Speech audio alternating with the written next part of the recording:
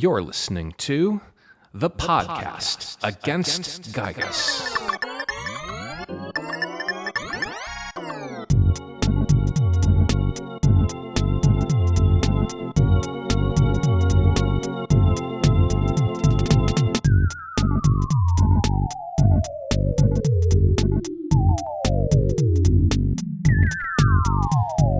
Episode 3, in which our hero takes a giant step in the right direction. The bus from Onett dropped Ness off at a small stop just before the city proper, where a huge billboard overlooking the town greeted him. Twoson, because we weren't here first. Ness shrugged. True enough. Another sign caught his eye, a billboard showing a flat field with what looked like a gigantic human footprint. Home of the world-famous Giant Step. A flash of recognition came over Ness as he took the Soundstone out of his pocket. On one side of the pyramidal rock, there was an engraving of a footprint, and once Ness gave it his attention, the stone tingled and resonated in his hand. The next thing to greet him was a man who jumped off the roof of a nearby shanty, shouted a war cry, and ran at Ness swinging a pair of nunchaku. Ness likewise screamed and drew his bat, which seemed to suddenly frighten his attacker as well. Before he knew it, Ness had swung the bat square into the man's stomach. Not a full home run strength swing, but enough to knock the wind out. With a grunt, the man dropped his weapon and fell butt first on the grass. "Oh my gosh, I'm so sorry. Are you all right?" "Ugh. Yeah, kid, I'll be fine. Sorry about that, by the way. I thought you were one of them." "One of who?" "A townie. I could see your blue from the roof, but I was too far away to see you didn't have enough." The man pointed to Ness's shirt, and looking himself over was aware, probably for the first time since his adventure, that he had other colors on besides blue. His red hat, yellow stripes on the shirt, red high-top sneakers. No, I just got in. I'm from Onett." The danger more or less over, Ness took in his surroundings. There seemed to be a boundary between Twoson proper and this place, a big outdoor flea market with others dressed like this man, dreadlocks, dark sunglasses, and bright tie-dyed clothes, selling all kinds of junk resting on blankets on the lawn. And then it hit him. These were hippies. Ness heard about them in school when a special teacher came in to warn the class about them. Stay away, and always say no to anything they try to give you. From the looks of them, they were pretty harmless, and they also didn't seem to be giving away anything for free. The hippie finally got to his feet and gestured toward his own stack of junk. "Ah, well, you're cool then. Want to buy a bong?" No thank you. So what's going on here?" "We used to have a good arrangement between us and the townies. We'd sell our wares to tourists going to the Giant Step, as long as we didn't get too far into town and they didn't bother us. But that was before the Happy-Happy cult came in. They've been bogarting everyone's joint in general, and worst of all, they're driving the tourists away." As if on cue, 3 well-dressed men in blue suits came up from the town, dragging a hippie with them. Their faces were hidden with blue hoods, pointed at the top with a fluff ball like on a winter hat. As 2 of them restrained the screaming hippie, the third attacker dipped a roller in blue paint and rolled it all over their victim, covering his face and the entire front of his body blue. Their work done, they threw the man over the flea market boundary and walked away, cheering and high-fiving each other. Ness's hippie friend watched the goings-on and shook his head with a sigh. "Oh man, they got smoky." "Right. Say, where can I find the Giant Step?" I can't give away my merchandise for free, you know." "Look, I really don't want to buy it." No, not that. I also run the local hint stand." "Hint stand?" The hippie pointed to a makeshift kiosk, wooden and barely held together by probably the worst assembly job he'd ever seen, reminding him of the time his dad ordered a new kitchen table by mail and tried to put it together by himself. On the big wooden placard above it was written in spray paint, "Hints, 5 cents." The hippie sat himself behind the kiosk and presented Ness with an aluminum coffee can, in which the plastic lid had cut a coin-shaped slit. Ness found a nickel in his pocket and dropped it in the can, and the hippie shook it for a while, delighting in the rattle of coins. He then set it down, folded his hands, and gave Ness his attention. "So, where can I find the giant step?" "You can't. Not right now, anyway. The cult keeps everyone out under lock and key. It's sacrilegious or something. Maybe that one girl with the weird juju could do something about it." "Wait, do you mean Paula? You know her?" "Oh, sure, everyone in town does. Hard not to be honest." "Do you know where she lives?" The hippie smiled and presented the coffee can to Ness, who grumbled and shoved another nickel inside. "Do you know where Paula lives?" "Oh, yeah. It's easy. You go all the way down Main Street, take a right onto Mulberry Lane, a left on Oak Ridge, and she's the big blue house on the cul-de-sac. You can't miss it." "Great. Thanks a bunch." Ness immediately headed toward the town's main avenue, a part of him happy to be away from the hippie hovel and its clash of various incenses. He took a few steps down the street, repeating, "All the way down Main, right on Mulberry, a left on Oak Ridge, the big blue house on the cul-de-sac. All the way down Main, right on Mulberry, a left on Oak Ridge, the big blue house on the..." And then his heart sank to his ankles. Everything in the town of Twoson, every blessed thing, was painted blue. The houses were blue, the lawns were blue, the sidewalks and streets were blue. There was even a blue cow with a mouthful of blue cud behind a blue picket fence. Men and women outside their houses wore entirely blue suits and dresses, and some of them, while applying fresh coats of blue on their homes or their cars, hummed a gentle melody of blue, blue, blue, blue. Ness threw up his hands and groaned. "Gee, thanks, hippie. The blue house at the cul-de-sac," he mocked at the man to himself. "Oh, the big blue house. You can't miss it. Oh, it's the big blue house in the cul-de-sac. You can't miss it." Now what was he going to do? At the very least, he should get his 10 cents back. "Don't give up, Ness. You're almost there. Follow my voice." It was her again. Paula's voice in Ness's mind gently sang a song that was big on the radio at the time, Boy Meets Girl. Ness could tell it was coming from a specific direction, and now that he was thinking about it, it did lead him to Mulberry, then Oak Ridge, and etc., and his feet took him where his ears led him. Ness reached the biggest blue house on the Oak Ridge cul-de-sac just as Paula ended the song in his head. He stepped up to the front door and rang the bell. The strange blue town no reason at all to forget his manners. What he did not expect at all, however, was the boy who answered the bell, not from within the house, but right behind him. "Looking for Paula? She can't come out to play right now." Ness grimaced at the voice he could have recognized a mile away, and turned around to see PORKY, dressed in all blue Sunday best clothes, flanked by a gang of pointy-hooded blue-suited men, armed with dripping blue paintbrushes. "Ugh, what are you doing here, PORKY?"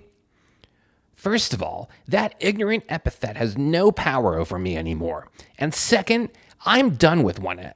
I've thrown in with the happy cult. From now on, I'm looking for power, and when I find it, I seize it.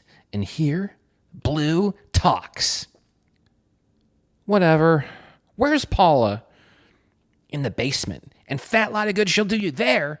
The Reverend locked her up, and only he has the key. Without her, you're not going anywhere." PORKY nudged an elbow at one of his cohorts, who flung his brush toward Ness. He jumped out of the way, just barely missing his red sneakers getting drenched in blue. "Smell you later, loser. May the cerulean Father guide you to blue understanding." PORKY laughed as he and his gang left the house, heading toward a church building about a block away, now ringing its bell. Ness grumbled at the encounter before getting over it and turning back to Paula's house, letting himself through the unlocked door. He headed down to the basement, where among an otherwise sparse room he saw a reinforced steel blast door with a crank. "In here. Don't worry, it's easy to open from that side. It's only meant to be hard for me to get out." Encouraged by the voice, Ness grasped the wheel and easily cranked the door open, swinging out with a loud creak. Inside, he found a typical girl's bedroom. Lots of pink stuff in general, stuffed animals, walls full to the brim with posters of dreamy boy band heartthrobs. Atypical of most girls' bedrooms, however, was the massive iron cage where presumably a bed would have been. And locked in that cage was a girl. Pink frilly dress, blonde hair bobbed to her neck, knee-high stockings, and nice red shoes. Like everyone else in Twoson, she looked like she was on her way to church. But unlike them, there was nary a stitch of blue upon her. Ness immediately put the voice he heard to the flesh and blood girl who spoke it. It was Paula, at last. "Ness, you did it! You found me!" "So you're Paula. Are you all right?" "I'm fine, but the bars are too thick for me to bend myself. You're going to have to get me out of here." Yeah, I figured as much." Ness sheepishly felt one of the bars and tried to bend one, just a little bit. No, not even close. "You have to get the key from Reverend Carpenter, the leader of the Happy-Happy cult. My father. You have to stop him before he paints the whole world blue." "Okay, I really don't get it. Why does he want to—" "He's not the one doing it. My horrible father was fine with just locking me in a one-way bomb shelter for my own good. But all this, the cult, this cage, this is him, acting through my horrible father." Ness shuddered. "Him? You mean Giygas?" "I do. You saw one of his minions for yourself, back at the media. They're called Starmen." Ness thought back to that night, the alien who could have vaporized him in a second if it hadn't been for his bug friend. That scratchy voice beaming directly into his mind. He had tried to compartmentalize it all as a weird dream, but this meeting with Paula, her putting a name to that thing, the Starman, made it clear that none of this was a dream at all. But that's not the only way he's taken over. He's invading people's minds, making them see things that aren't real, and do bad things that they would have never done before. Even animals and inanimate objects have fallen under his influence. You also saw this in Onett, on the way to me." Paula stepped away from the cage and went to a big teddy bear, about half her size. From behind the bear, she unzipped a compartment and took out a small orange badge. Going back to Ness, she put the badge into his hand. "Here, put this on." Ness looked it over, turning it around with his fingers. He saw the logo, a man flying a kite underneath a thunderbolt, and lit up. "Whoa, a Franklin badge! Is it real?" "It's the only orange thing left in town. It'll keep you safe from my pa. It's the only thing that kept him safe from me." Ness could tell Paula was suddenly saddened by this admission, but he chose not to press the matter. He pinned the badge to his shirt. "Meet them at the church. There's going to be something in there that's weird, something that doesn't belong. Whatever it is, that's what's controlling them. Whatever it is, destroy it. Smash it into bits." "Okay. I mean it, Ness. Whatever it is, you can't let it stay there." "All right, I get it." "All right, you get what?" "Find the weird thing and smash it to bits. Jeez." "Good. Now go on. I've waited for you this long. I can wait a few minutes more."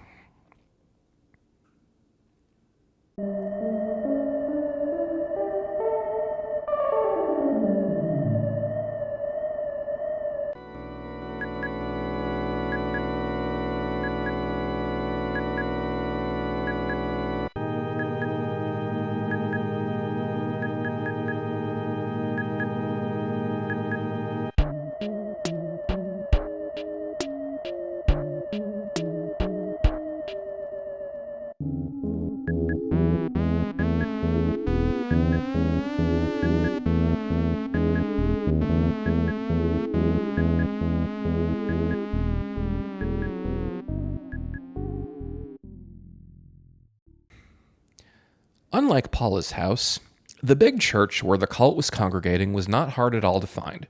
What with it being the biggest building in town, the bells' incessant ringing, inescapable to the ears, and not to mention the dozens of blue-suited and pointy-hatted cultists following that bell's summons and thronging into the building en masse. By the time Ness tiptoed in, there were enough cultists packed inside and all their attention drawn to the front that it wasn't too hard for him to be unnoticed. The congregation began to sing, a shape-singing hymn with a little bit of bounce to it. They bobbed their right arms up and down as they sang the melody, no words to it except blue. Blue, blue, blue, blue, blue, blue, blue, blue. It was a living hedge maze as Ness pressed through the crowd to the front, the congregation moving into different formations like a parade or a rally. Thankfully, everyone in attendance was an adult and at least a head or two taller than him, and that, along with them being so engrossed in the ritual, helped Ness stay concealed. Finally, he saw him, the man lording over the congregation, a pastor in all blue frock and collar, the curly hair around his balding head and weird mustache all dyed blue and spiraling out of control, dark blue-tinted glasses resting on his nose. This could only be the Reverend Carpainter.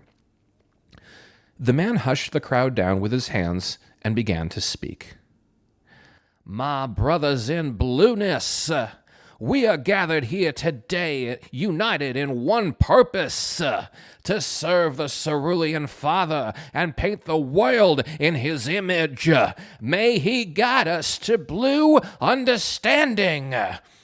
Lo, the Cerulean Father will summon all to the blue throne, and judge the blue from the orange. And to the orange he will say, away from my sight, and to the orange place with you. May nothing touch your lips but marmalade, and sweet potatoes, and fresh squeezed juice with the pulp. May you have no companions but fire, and tigers without their stripes.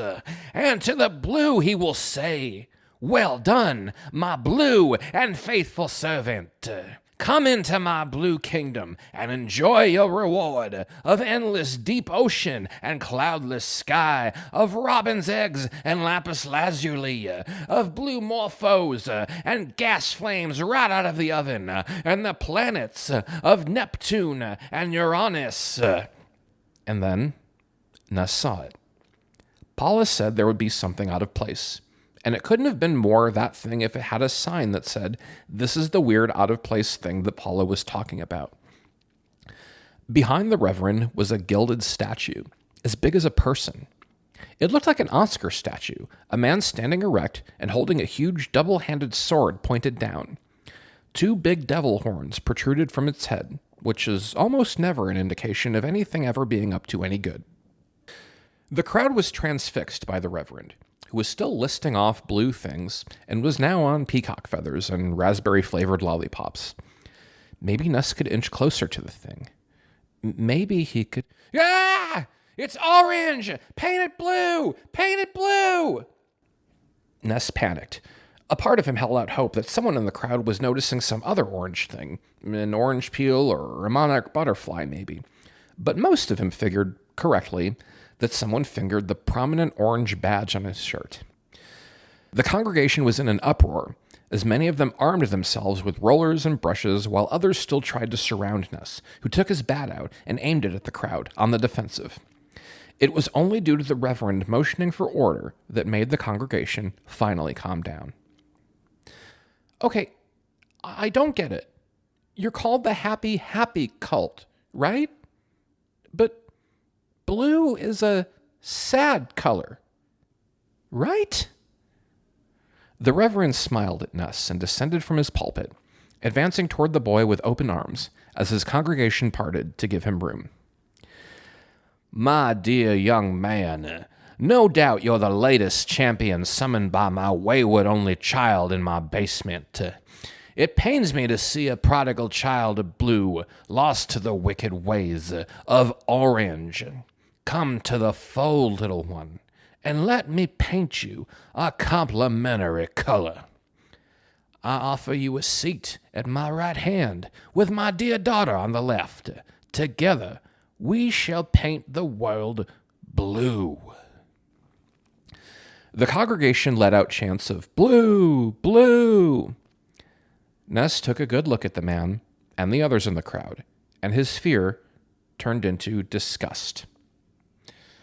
"No, You locked Paula in a cage. How could you do that to your own daughter?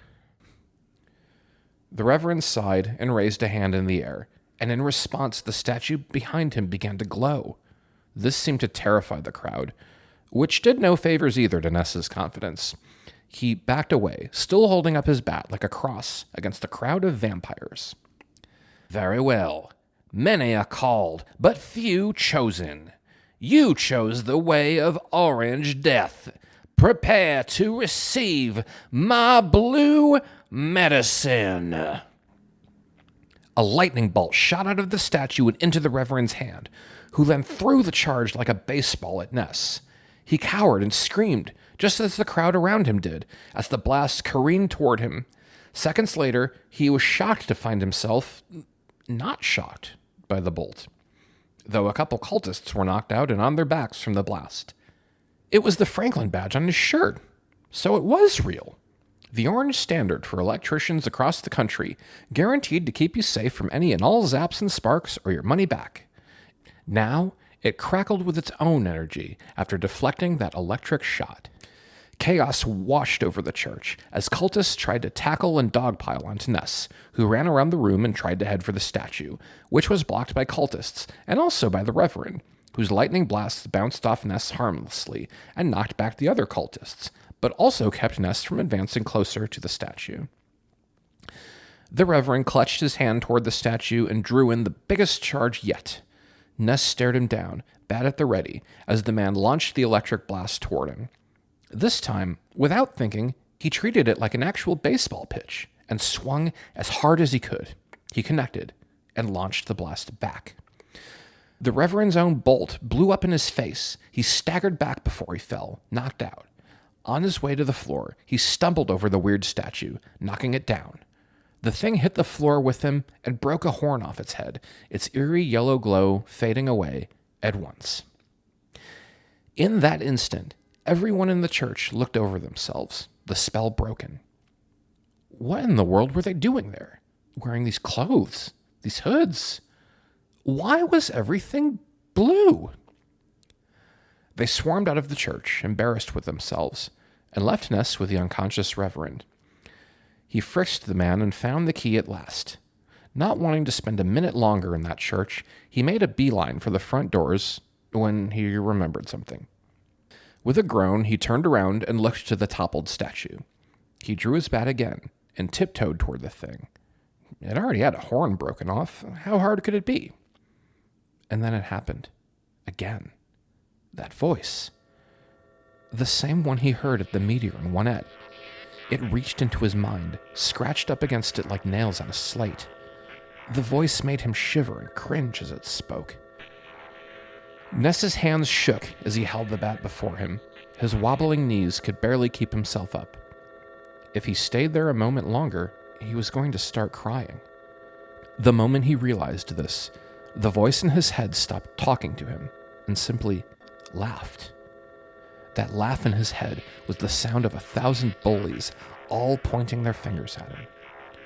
He kept the bat above his head, ready to swing.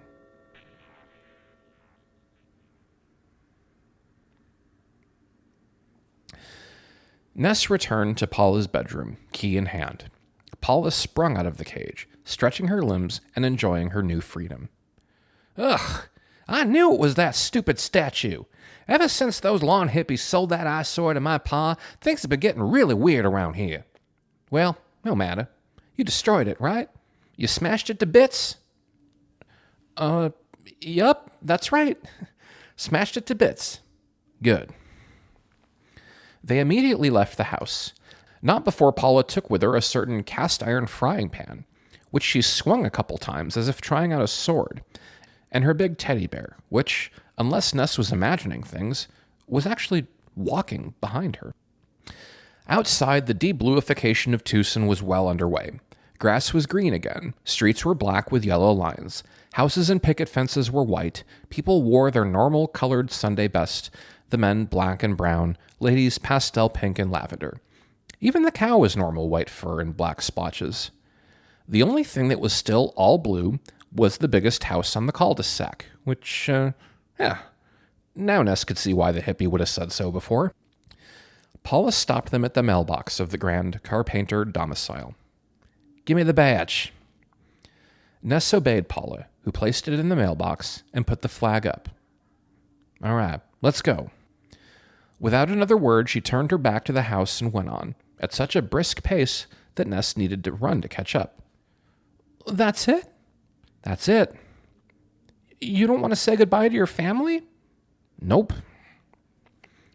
They went on in silence for a bit, even passing by the big church, until, yet again, a familiar and most unwelcome voice made Ness stop in his tracks.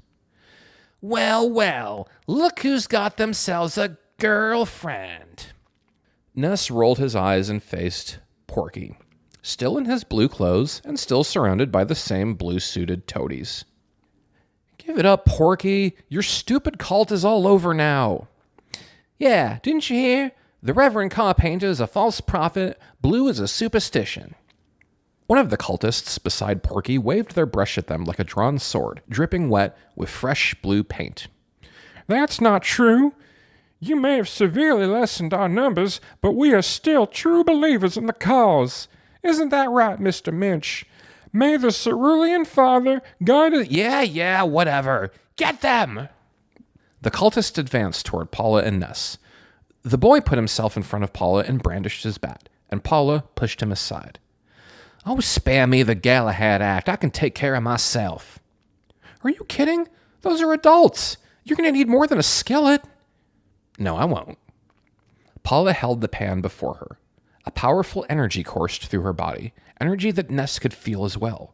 The pupils in her eyes disappeared and left them flat white, and a powerful ring chimed from her straight into Ness's mind.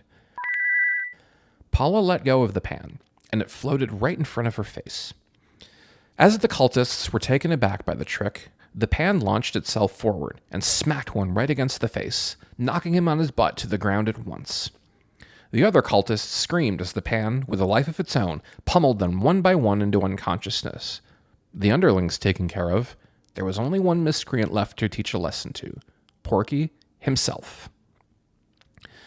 Paula advanced toward Porky, her blank white eyes trained on the chubby, cowering boy, her face an expression of pure power and contempt, the pan itching toward him like a predator. "Wait! What am I doing? Why am I wearing all this blue?" Ness raised an eyebrow in surprise, while this only elicited an eye roll from Paula. "It's like I was hypnotized. Like my mind wasn't my own." "He's lying." "Really? I'm back to normal now. I'm all right." "He's not." "Come on, Ness. Let's shake on it." "I really wouldn't do that if I were you." "Come on, please. Let's just go back to Onett. Then we can be friends again. Please?" Ness cautiously crept toward Porky's outstretched hand. A part of him really wanted to believe him. If not being, quote, friends again, then at least a return to Onett and normalcy with it. He took Porky's hand, and they shook on it. Porky laughed, gripped Ness's hand tight, and with his free hand slammed Ness's cap down, covering his eyes. Still squeezing his hand, he tripped Ness up and knocked him flat on his back. "Sucker! I can't believe you fell for it. Didn't I tell you? You will never be rid of me." Porky's good time over his trick on Ness was cut short by Paula, who sicked her skillet on the boy and made him scamper away. She then offered a hand and helped Ness to his feet. "Friend of yours?" "Definitely not. He's my neighbor, back in Onett." "Why is he such a—" "No idea."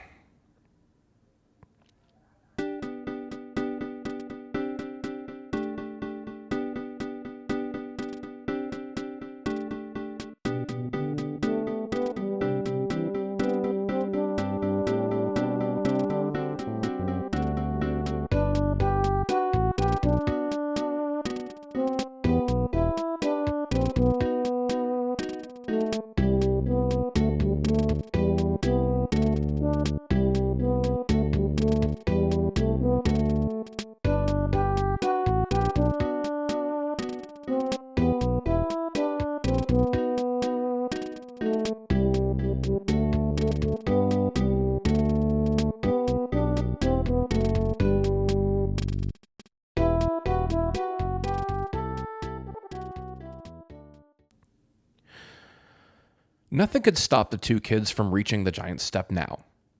Paula led the way out of Twoson proper and closer toward a hilly field as Ness followed close by. So, the teddy bear? There's a pouch in his back. It's where I packed all my stuff. No, I mean, he's, still walking behind us. And the talking to me in my head, the frying pan. Oh, yeah. I can do things with my mind. Lots of things. Neat. What else can you do? We're going to find out when we reach the giant step. Soon enough, they reached a hilltop removed from the town proper, gated off and reinforced with thick iron chains and padlocks, covered with signs of danger and do not enter, and pictograms of featureless bodies encountering certain death. Oh, nuts! The cult really must not have wanted anyone to get in here. Oh, this wasn't the cult. The town put all this up for other reasons. Paula put out her hands. Her eyes went blank and let out a ring as her telekinesis made short work of the chains and locks, falling apart into pieces onto the grass. The gate opened with a creak. Other reasons? Like what? Paula went on as Ness followed her into the park. Mostly the gigantic mutated ant that made this place its territory. Oh. It was then that Ness looked up and saw a gigantic mutated ant. He screamed and froze in place, too petrified to even take his bat out. As big as a Mack truck, the thing crawled toward them, its huge legs slamming into the ground, its razor-sharp mandibles snapping open and shut, hungry for a meal of fresh human kid. Oh my gosh, Paula! It's a gigantic mutated ant! I know. Calm down, you silly. I have it under control. The gigantic mutated ant reached them, its snapping mandibles only a foot or so away from Paula's face. Ness cowered behind her, wondering what in the world she was thinking, going up against such a beast with nothing but a frying pan, even one she could control with her mind. He was jealous of the walking teddy bear behind her, because at least that probably wasn't going to get eaten. Paula's eyes went white. Wind blew in her hair. A second later, the gigantic mutated ant was on fire. The beast screeched and howled, turned tail and ran from the kids deeper into the field and into a lake up by the horizon, where it jumped in. That's the other thing I can do with my mind. Wow! Rockin'! That was awesome! Yeah, so awesome I get to live in a bomb shelter. If you're going to burn anything under this roof, it's going to be your own room from now on. Ness could tell, from the brief time he spent with the man, that Paula was trying to do an impression of her dad, the Reverend Carpenter himself. Paula, however, thankfully spared him from the misfortune of trying to say something to cheer her up. Well, here we are, the world-famous giant step, as promised. Maybe it was the sanctuary, or just his relief that they were safe from the gigantic mutated ant. Whatever it was, something came over Ness that made him feel really good for the first time since he left his house. The gravity of his journey, and especially the terrifying enemy he was to face, weighed heavy on him even as he met Paula for the first time. But it wasn't until he arrived at the giant step that he found himself safe, with this new friend beside him, someone who understood what he was going through, someone who could share in his difficult quest as well. Oh, yeah, he was also at the giant freaking step. It was a big tourist destination for a reason. A huge fossilized footstep made by a 200-foot-tall prehistoric man back when they were as big as skyscrapers, years before they evolved into the tiny-sized people we know today. And thanks to the ruckus with the mutated ant and the cult, they were completely alone, with no other tourists to hog all the good spots. With a big smile on his face, Ness jumped right into the great footprint, took off one sneaker and sock, and stomped his bare foot directly in the middle. Ha ha! Yeah. You see? It's like he took the huge step and made the footprint himself. You get it. Right? Yeah. There were thousands of families all over Eagle Land with the same photo in their vacation slides of everyone taking their turn to make the giant step with their own little feet. And now Ness could be numbered among them. Paula watched Ness entirely nonplussed as he gleaned his little bit of joy. And only after a few minutes or so did Ness remember that she was even there. Well, don't I just love that for you now? Anyway, go on and take out the Soundstone. This is the first sanctuary. You can record the first part of the melody here. What was all that now? Paula grumbled and rolled her eyes. They really didn't tell you anything about all this, did they? They was a bug who got squashed by Porky's mom about 20 minutes after I met him, so not really. The four melodies, the ancient song of courage, wisdom, and friendship, locked in the four sanctuaries of the world, which only a Soundstone can unlock. What happens when the four melodies get unlocked? How should I know? I'm not the one who's got to hear them. Just take the dang rock out and get to it. We're burning daylight here. Ness did so. The Soundstone glowed on the side with the footprint. He heard the same ring that came from Paula, although this time he could tell it did not come from her. A song came into his ears, danced around in his head, and settled deep into his heart.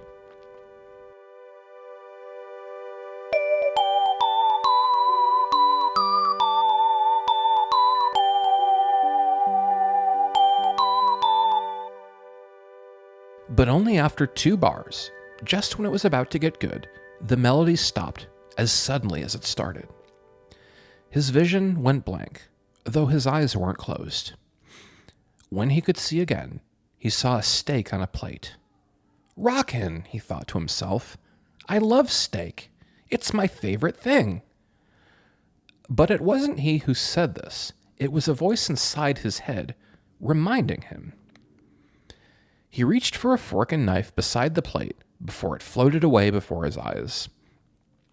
Ness then found himself in an enchanted land of steak. Everyone eating a steak, saying out loud, steak. I love steak. Cows dancing in a conga line into a bin marked steak maker, in which steaks came out the other end, continuing the conga line into the mouths of hungry, happy steak eaters. Behind him, a country rock band wearing 10-gallon hats as big as Ness were singing a dumb little song he never heard before. Eat steak, eat a big old steer. Eat steak, do we have one, dear? Eat beef, it's a mighty good food. It's a grade A meal when I'm in the mood. Ness eventually came to, still standing in the middle of the giant step, with one sneaker and sock off. Paula sat on the grass, arms folded, waiting for him to finish up. How long was I? 3 hours. What'd you see? Steak. A lot of steak. Okay. Yeah, it's my favorite food. It's all right if it is. My mom, she makes really good steak. You know, nice and rare, with the butter and the rosemary sprig. I believe you. A long silence followed, as Ness couldn't think of anything that would dig him out of the hole he already made for himself with Paula. Well, we got what we came for. Now let's get a move on. Wait, we're at the giant step. Don't you want to try? Not really. Oh, right. Well, I bet you've been here a bunch of times already, since you live here and all. I've never been here a day in my life. Really? Why not? I don't like getting dirty. Ugh, you're no fun at all. A few moments passed, and the elation that comes with any bit of tourist novelty wore off of Ness all the same. Yeah, I guess it's not as good without getting a picture. Ness and Paula jumped with a start and covered their ears, as a loud fanfare of brass and violins filled the great step air.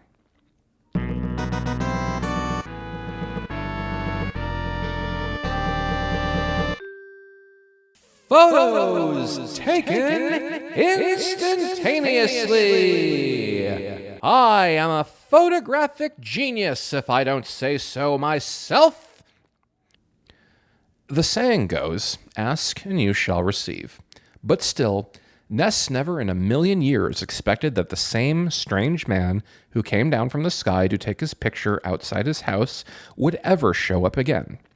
He even let Ness pose with the footprint resting his weight on his one bare foot, with Paula looking on deeply confused, yet in the shot all the same. Okay, get ready for an instant memory. Look at the camera. Ready? Say Fuzzy Pickles. Fuzzy Pickles. Snap. Wow, what a great photograph. It will always bring back the fondest of memories. And just like before, with a pirouette, the old photographer floated back into the sky. Paula and Ness shared a long moment of silence before she looked to him with a raised eyebrow, and got only a shrug in return. Honestly, I was hoping you were going to explain that to me too. Ugh, just get your shoes on already before you stink up the whole place. Paula made a beeline to the gate without waiting for Ness, who was just putting his sock back on. Seeing her walking off so far, he stumbled as he shoved his foot into his sneaker and tried to catch up at the same time. 1 sanctuary down, 3 more to go, Ness said to himself, his heart racing. 1 new friend, 2 more to go.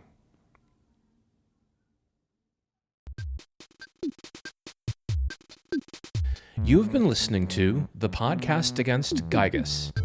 The Podcast Against Giygas is an audiobook written and performed by me, Garrett McMahon, based on Earthbound, the Super Nintendo game directed by Shigesato Itoi, with production by William Pulowski and thumbnail design and art direction by David Peters. This podcast stinks. It is also a fan-made project affiliated in no way whatsoever with the Nintendo Corporation or Mr. Itoi. This podcast is free to listen to, ad-free, and always will be. I hope you enjoyed this week's episode, and I'll see you back next Monday. Till next time.